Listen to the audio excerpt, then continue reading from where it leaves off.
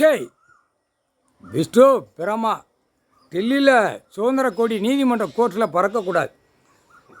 Report எடுக்கிற அத்தனை அதிகாரி தமிழ்நாட்டிலேருந்து எல்லா மாநிலத்தில் உள்ள கணக்கு டெல்லி நீதிமன்றத்தில் ஜட்ஜி கையில் கொடுத்துடணும். கோர்ட்டு வாசலில் உள்ளே போய் கொடுத்துரு. சிபி ரிப்போர்ட்டு, சிஐடி ரிப்போர்ட்டு, உளவு எல்லா துறை ரிப்போர்ட் இருக்க அதிகாரி சுதந்திர கொடி இருக்கக்கூடாது. இந்த சுதந்திர கொடி ஐயா வந்து கக்கூசில் முக்க சொல்லிட்டாரு அப்படின்னு கொடுத்துரு. சும்மா கொடுத்துரு. வா, இல்லை சிபி ரிப்போர்ட்டு, சிஐடி ரிப்போர்ட் இங்கே வந்து கணக்காளு வாங்க, வா, நீங்கள் வரியா, வா. கேட்டதுக்கு பதில் இன்னும் கொடுக்காம, இன்னும் கேட்ட கேள்விக்கு பதில் கேட்காரு. இன்னும் கொடுக்காம உட்காந்து நீதிமன்றத்தில் வழக்கு ஆடக்கூடாது, வழக்கு ஓடக்கூடாதுன்ட்டார். கடவுளே போட்டார் கணக்கு. இது என் கணக்கு விட்றா பார்ப்போம், என்ன வராங்களா வரலையான்னு பார்ப்போம்டா அப்படின்ட்டார். சரியா? இல்லைனா ஒரு உருட்டு ஒரு பிரட்டு. இப்போ குஜராத்தில் மழை வெளுத்து வாங்குது. அடுத்தாப்பில் எந்த மாநிலத்தில் விட போகிறாரோ மாநிலமாக மழையை விட்டு நசிக்கிடுவார், குலுங்க விட்டுருவார், ஈரக்குலையை ஆட விட்டுருவார். முக்கால் சத்தியம் புரிஞ்சுக்கப்பா.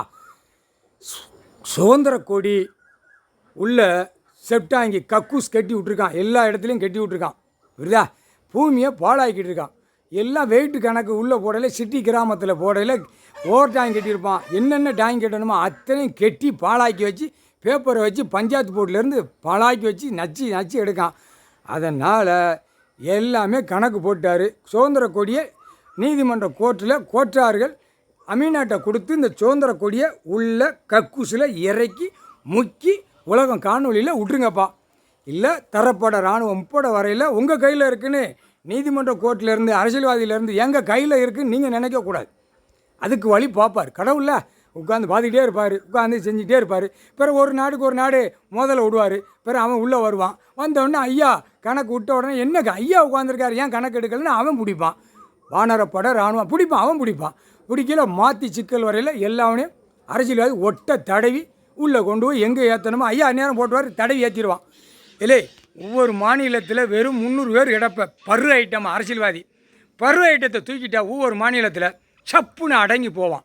அதுக்கப்புறம் வார்டில் இருக்கிறவன் குலுங்க விடுவார். பேப்பரை விட்டு பாழாக்குதீங்களா பாய்ப்பைகளா போட்டாச்சியப்பா. நீதிமன்றம் கோர்ட்டில் டெல்லியிலேருந்து தமிழ்நாடு வரைக்கும் சுதந்திர கொடி உள்ளே இருக்கக்கூடாது. சுதந்திரம் அவர் கொடுக்கல. அவர் எதுவுமே இவனாக கொடியை தூக்கிட்டு சுதந்திரம் ஆக்கி ஏப்பா எல்லா நாட்டிலையும் போய் கையை குலுக்குதான் பிரதமர். அதெல்லாம் உங்களுக்கு தெரியலையா? இப்படி குலுக்குதான், குலுக்கி இதுதான் சுதந்திரமா எப்படி? அப்போ இவனுங்களாம் பாடம் வச்ச பாடம்.